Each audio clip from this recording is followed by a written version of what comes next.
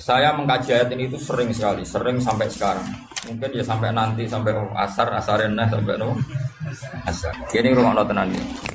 Jadi Allah itu zat yang kuasa mendatangkan adab dari sisi atas. Misalnya meteor jatuh, terus Mars jatuh. Tentu Allah mampu. Atau dari bawah, misalnya ditelan bumi dan sebagainya. Atau, dan ini yang sering terjadi, Allah menjadikan kalian itu saling nggak cocok, kemudian saling membunuh. Kan natijanya sama kan, misalnya kamu kena meteor kan ya mati. Kena likuifaksi, mati. Disembelih, mati. Milih ndi? Ayo, milih ndi? Diujar-ujari bojo kuru, mati. Disentak wong kaget kakek utang, mati. Rasa dicontohno. Sampai pidato kecelakaan rapi, sensitif. Nah, ini penting. Ayat ini pernah saya baca satu hari setelah gempa Jogja. Setelah gempa Jogja itu satu hari saya nilai ke sana itu bahwa memang Allah selalu mengingatkan potensi. Muka-muka baik sampai ayat ini eling-eling. Jadi Allah itu adatnya di Quran itu dua. Satu menjelaskan itu sebagai hal yang potensial. Potensial itu bisa terjadi kapan saja. Ada yang diceritakan Allah itu secara faktual, yaitu rahmat. Rahmat itu kan selalu terjadi kapan saja. Maka itu diredaksikan Allah bisi hotil jasmi dengan sifat kepastian kayak warahmati wasiat kulas itu pasti terjadi dan terus terjadi. Tapi kalau azab itu Allah menceritakan itu hanya potensi azab. Meskipun kadang-kadang benar-benar diwujudkan. Ya benar-benar pernah ada yang ngitung misalnya tsunami yang dahsyat itu hanya per 200 tahun. Gempa Jogja paling dahsyat itu pernah dihitung secara teori geologi itu hanya per 70 tahun. Artinya kalau azab itu ada siklusnya yang ekstrim loh ya. Tapi kalau rahmat kapan saja dan di mana saja. Maka pola-pola di Quran, kalau sampean mengkaji Quran, itu kalau rahmat itu mesti redaksinya itu bisi hotil jasmi dengan sifat kepastian. Rahmatku pasti terjadi. Kata barabbukum ala nafsi rahmah. Bahkan Tuhanmu memastikan dirinya pelaku rahmat. Dirinya pelaku pemberi rahmat dan Allah mewajibkan pada dirinya sendiri. Tapi kalau Allah menceritakan adab itu hanya redaksi saya mampu memberi adab. Tapi tidak harus melakukan. Jadi mampu kan? Tidak harus melakukan. Tapi tetap potensi melakukan. Itu jenis qadir apa? Maka di surat Tabarok misalnya caranya Allah ngendikan gimana coba? Misalnya qul ara'aitum diulang-ulang. Misalnya diulang aja ngurut saja misalnya apa? Wa asirru qawlakum wa innahu alimun bi dzati sudur ta'ala ya'lamu khalaqa wa walladzi ja'alakum summa amintum man fis sama ayakhsifa bikumul ardo fa idza hiya tamur. Sebagian ayat qul ara'aitakum dan sebagainya. Kadang kan qul ara'aitakum in atakum adzabuhu qul ara'aitum in atakum. Itu kan kira-kira maknanya gini. Coba sekali-kali kamu berpikir setiap saat kamu itu kena adab. Lalu maknanya adab itu apa? Adab bagi seorang mubaligh misalnya tahu-tahu kena kasus perempuan kan yang langsung jatuh misalnya. Karena itu ya siksa kan terus nggak laku. Atau salah omong lala terus jadi dibully kan. Apalagi atau salah undangan. Ada mubaligh datang di undangan HTI kan langsung NU kamu ngundang misalnya. Salah undangan macam-macam tuh. Tapi wong keramat itu bebas hambatan. Lala rabi keramat itu jauh keramat. Nah ini rumah tenan ya. Kalau pastikan dan saya bertanggung jawab nanti ketemu pangeran ya. Nak rahmat itu mesti si hotul jasmi, napa sirot pasti. Memang ini bahasa ilmu hadis si hotul jasmi. Tapi kalau tentang adab itu Allah hanya ngendikan potensi. Potensi itu memang Allah mampu melakukan itu mampu, cuma tetap diredaksikan potensi bisa ya, bisa tidak. Makanya Allah ngeredaksino aamin tuman fis sama. Kenapa kamu leha-leha di bumi? Sementara orang yang di langit bisa saja membuat bumi ini tamur itu melumer, kira-kira likuifaksi.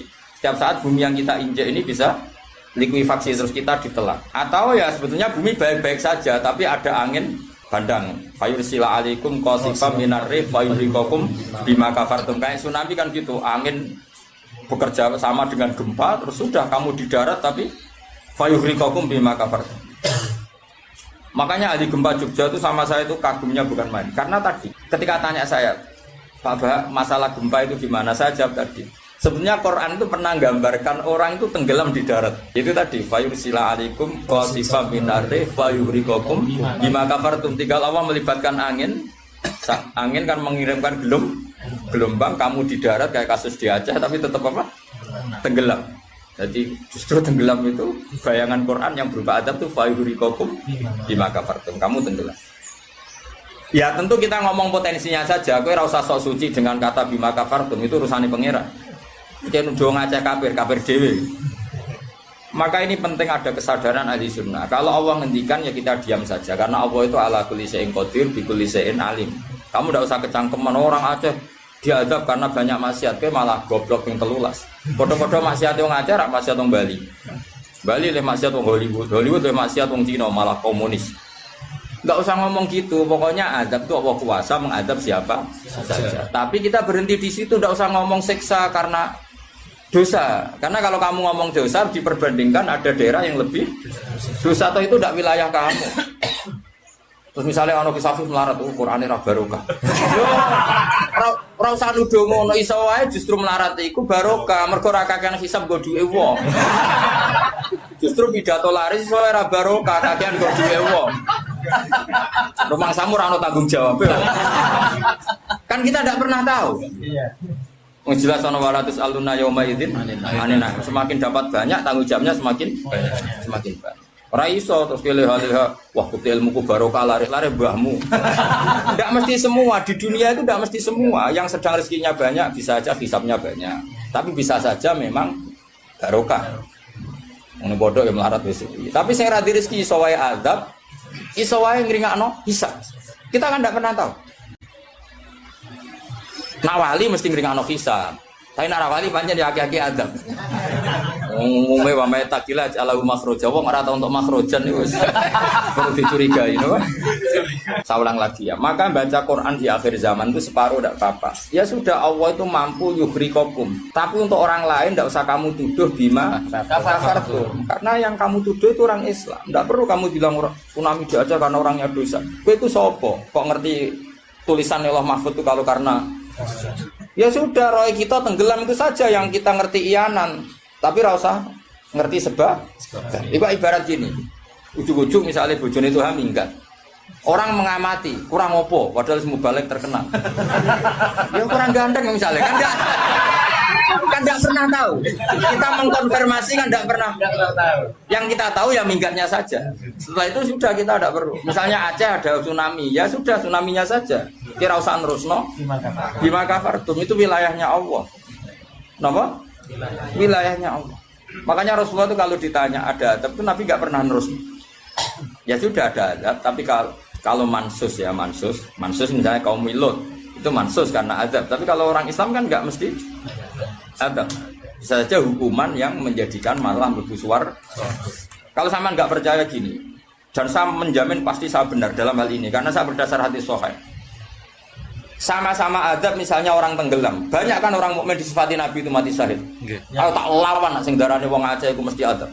Tak lawan dunia akhirat. Selain wong sombong berarti tak maca hadis.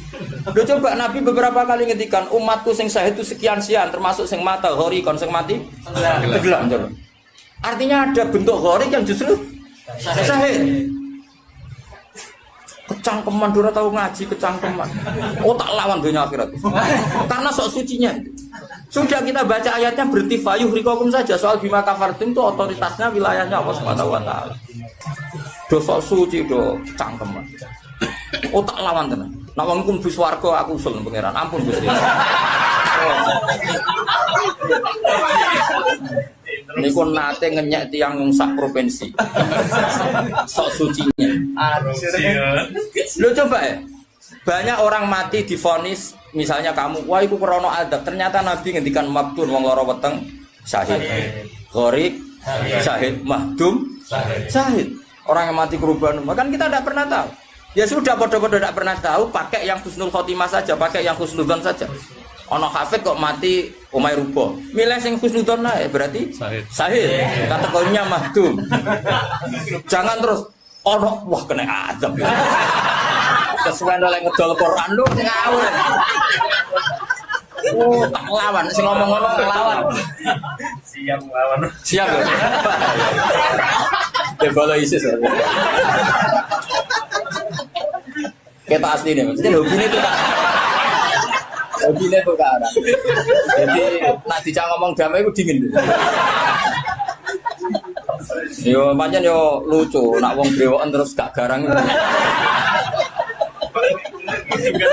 Lucu nih, jadi Ya jadi nak pangeran ngendikan rungokno wae. Tapi kowe ora usah koyok di otoritas kok pangeran ben ngono pangeran. Itu termasuk tafsir yang termasuk saya setuju. Makanya kata Imam Sa'rawi, nak pangeran negur Kanjeng Nabi kira usah melok-melok. Kanjeng Nabi atasane pangeran kira usah melok-melok duwe rasa sesuatu mbek Nabi. Misalnya Nabi ditegur di Abasa, ya biar Allah atasannya Nabi, berhak dong negur. Kowe ora usah di perasaan macam-macam. Lho Nabi kok ditegur pangeran usah ngono. Nabi tetep panutan kita ila yaumil kiamah. Itu kan ibarat masyhur lah misalnya Mbah Mun kadang negur putrane. Ora perlu santri ngrasa putranya ada apa-apa. Itu kan wilayahnya Mbah Mun karena sama putra. Kayak aku misalnya negur Tuhan, ora oleh terus melok negur Tuhan aku walat. Lho Tuhan wis mubalek kowe sapa? Lah nek aku ora apa kiai ini aja.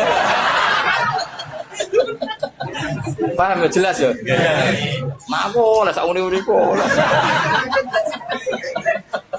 Cara dekne protes ning pangeran tetep dosane akeh dekne dibanding. Paling ngenyek dekne ditulis pira loro paling. Enak gak sampai ilmu. Apa meneh diperjualbelikan. Bagus. Tuntas kok ngadepi aku sama biasa. Saya ulang lagi ini penting saya utarakan. Jadi Allah saja yang Tuhan ngendikan itu potensi. Saya pastikan lah. Kita semua kenal Allah yang warahmati wasiat. Nabi berkali-kali ngendikan inna rahmati sabaqat ghadab. Sebagian riwayat bukan sabaqat, ghalabat. Setiap rahmatku pasti mengalahkan azabku. Artinya gini, kalau ada potensi azab, ya kita milih itu bentuk rahmat saja dulu karena itu yang mesti menang. Jadi paribasane aku roh munib, mati kecepet omahe paribasane. Utawa mati tiba ning WC. Misal aku tetep darani syahid. Kategorine mahdum. Ojo kok aku matine ning WC. Mungkin dene nutupi kewaliane tapi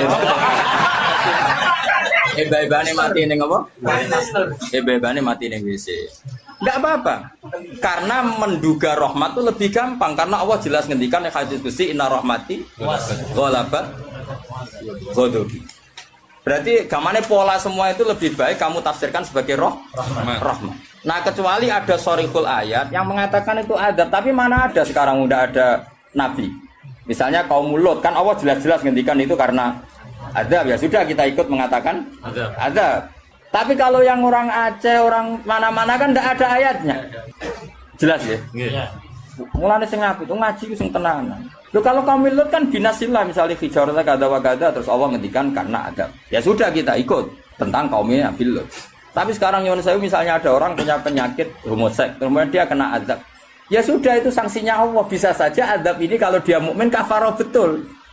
Memang ya azab tapi oleh Allah dihitung kafaroh dan itu hadis sahih. Tidak ada seorang mukmin yang punya dosa kecuali nanti dia kena masalah, nanti kena riu atau kesandung dari Nabi dan itu nanti jadi kafarohnya. Dan ketika Nabi Muhammad tanya, ya Allah, kafirun apa? Iku jabal. Lalu ngkono nak mane Jabal Kat, iku maknane Jabal Qaf. Wilayah Jawa dadi napa? Jabal napa? Kat niku sangka Jabal Qaf. Wilayah Jawa dadi napa?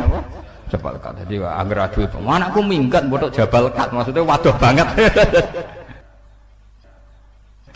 Paham ya? Ternyata sampean kalau lihat di kitab-kitab kayak di Sawi, di Tafsir Munir itu detail sekali. Jabal Qaf itu induk gunung. Dan semua urat gunung yang ada di dunia itu terkait sama urat yang ada di Jabal Qaf.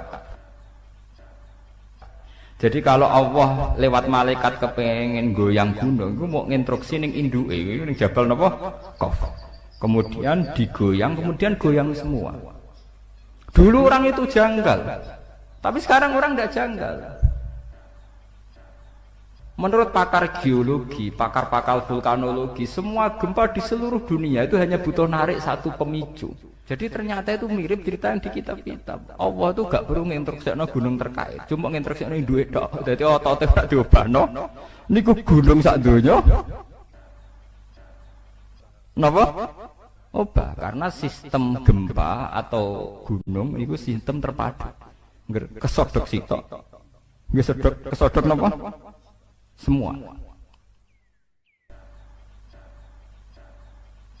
Bismillahirrahmanirrahim. Nabi nak ditamu Yahudi ketenangan semeneng. Ditampung Nasrani seneng. Mergo dialeke antar umat beragama dialeke ini. Yang Yahudi nak takok ya melete-melete. Yang Yahudi nyermeli riyen melete-melete iku pinter-pinter. Mat, pertama penduduk swarga masuk swarga itu jumlah rak wakil ya Mat. Wakil. Iku sarapane apa Mat? Pertama.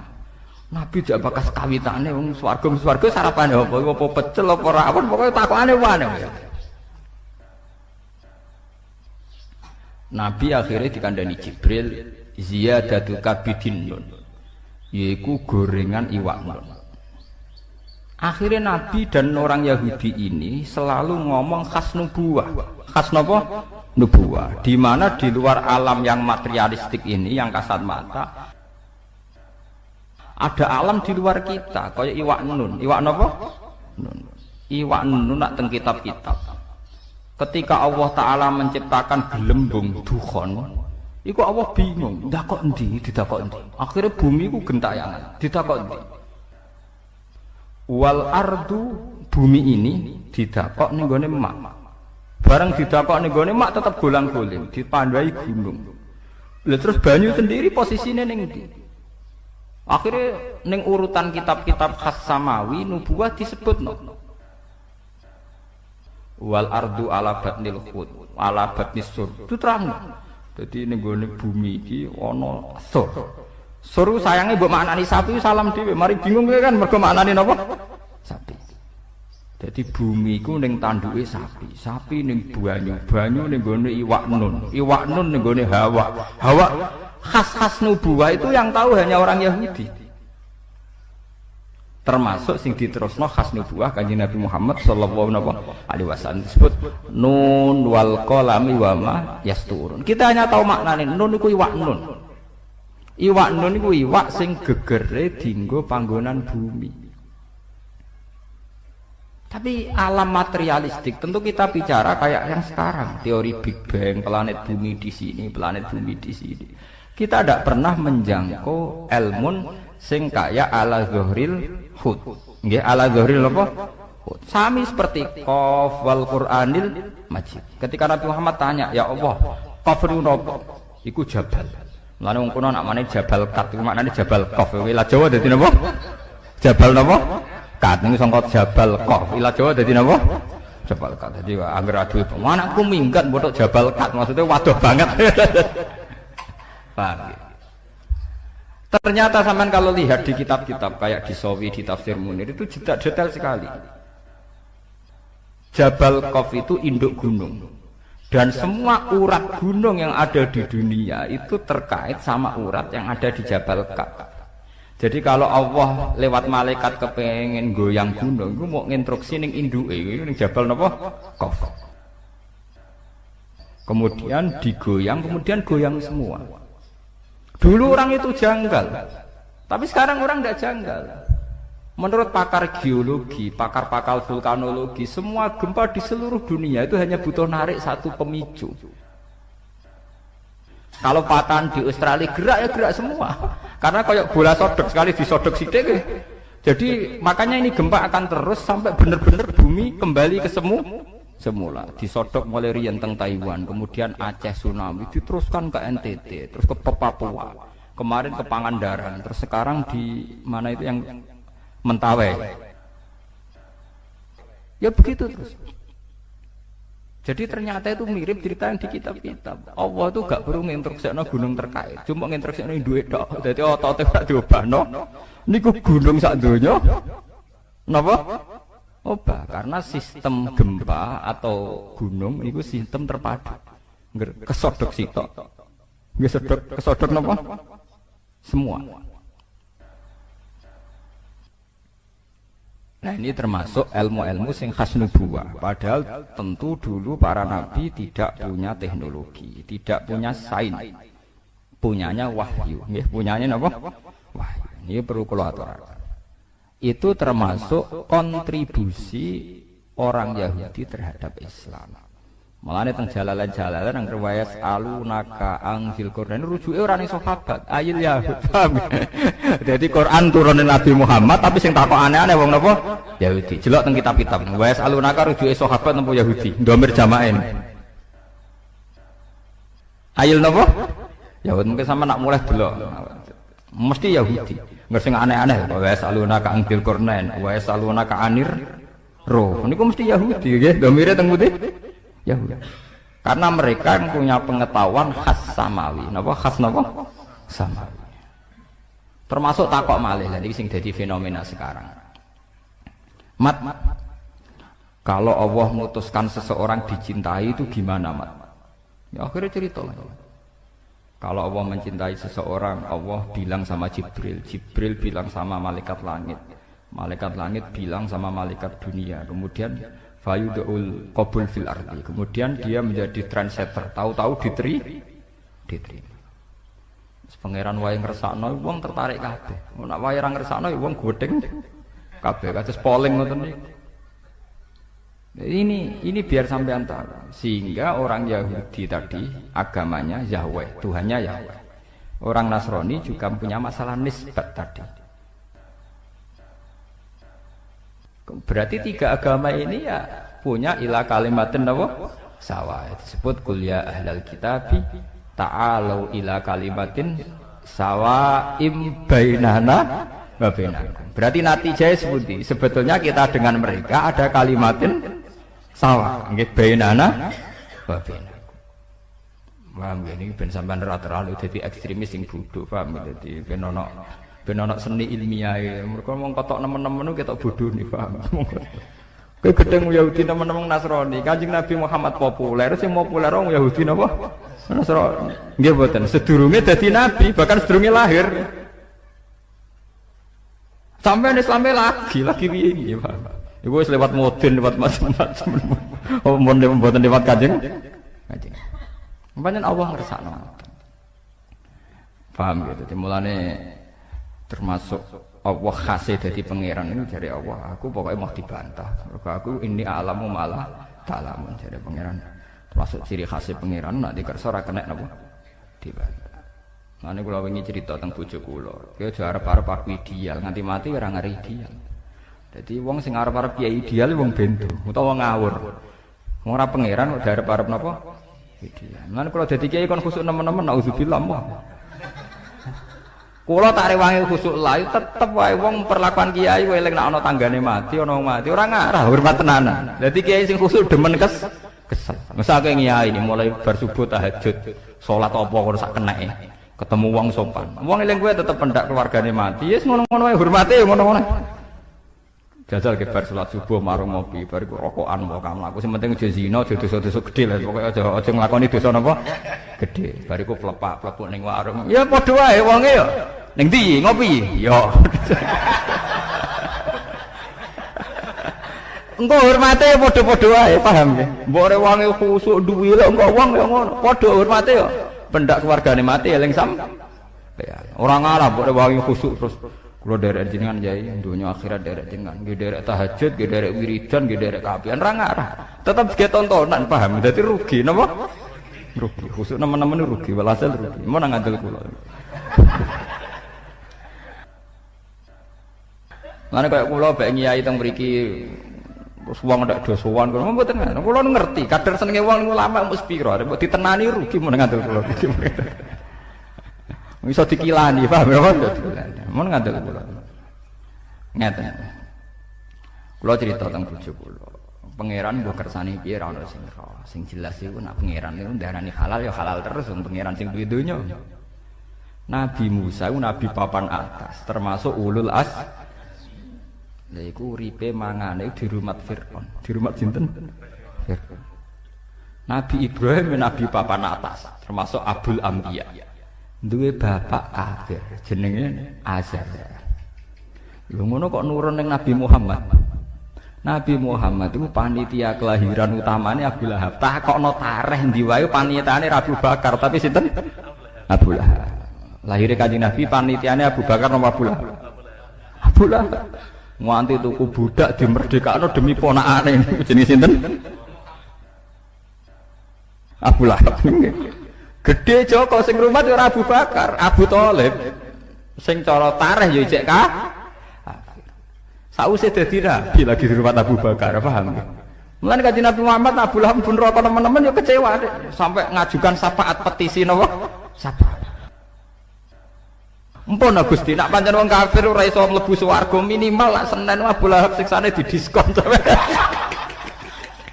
Wah, Kanjeng Nabi nangis tenan. Mosok wong sing tau berumat gak entuk napa diskon. Dituruti tenan. Ya mat nak Senin tak ringano siksane sinten? Abu Lahab. Artinya dunia ora ono ideal.